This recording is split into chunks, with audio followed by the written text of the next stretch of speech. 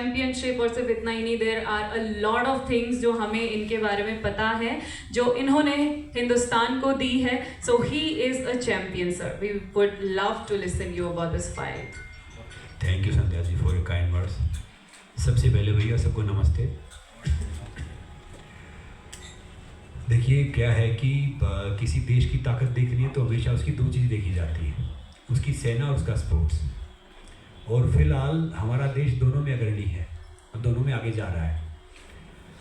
और क्या था कि इतने साल मैंने रेसलिंग किया तो आजकल के जो मोस्टली जैन जी हैं या उनके बाद और दूसरे आ गए हैं, तो वो दो चीज़ को बहुत फॉलो करते हैं. एक फॉलो करते हैं सोकर को, दूसरा फॉलो करते हैं कॉम्बैट स्पोर्ट्स को, यानी MMA, UFC इन सबको. तो लास्ट ईयर जब मैंने रेसलिंग का मैच खेला कई साल बाद, हालांकि इस एज में MMA करने वाला मुझे लग रहा है कि मैं वर्ल्ड का पहला इंसान हूँ जो 40 में जाके MMA टर्न कर रहा है.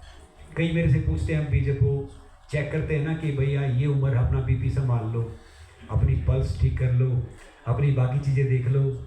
तो मैं ये मानता कि ठीक है भैया, मेरा जो मुकाबला रहता है ना वो जीतने हारने के लिए रहता, वो उन सब यंगस्टर के लिए रहता है कि वे जिनकी आंखों में खेल का सपना है. जब मैं 40s में कर सकता हूँ तो 20s में कर सकते हैं, 30s में कर सकते हैं, तो वो कभी भी कर सकते हैं. और दूसरी बात, मैं एक बात हमेशा बोलता हूँ कि अगर आप अभी एक्सरसाइज के लिए टाइम नहीं निकाल रहे ना, तो फिर आपको फोर्सफुली टाइम निकालना पड़ेगा आपकी बीमारी के लिए. तो इसीलिए ये जैसे फिट इंडिया हमारे साथ इसमें ऑफिशियल पार्टनर है, तो फिट इंडिया का मतलब क्या है कि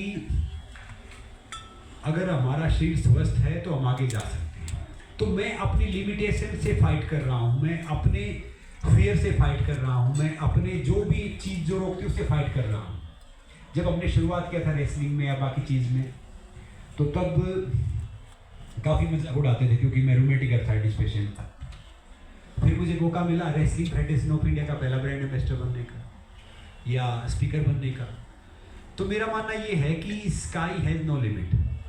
तो हमें कोशिश करनी चाहिए और ख़ासकर हम सबको म्यूचुअली प्रयास करना चाहिए कि भाई हम एक आगे फिट भारत, यंग भारत या एक स्पोर्टिंग वाला भारत कैसे बना सकते हैं, वो हम सब मिलके ही बना सकते हैं.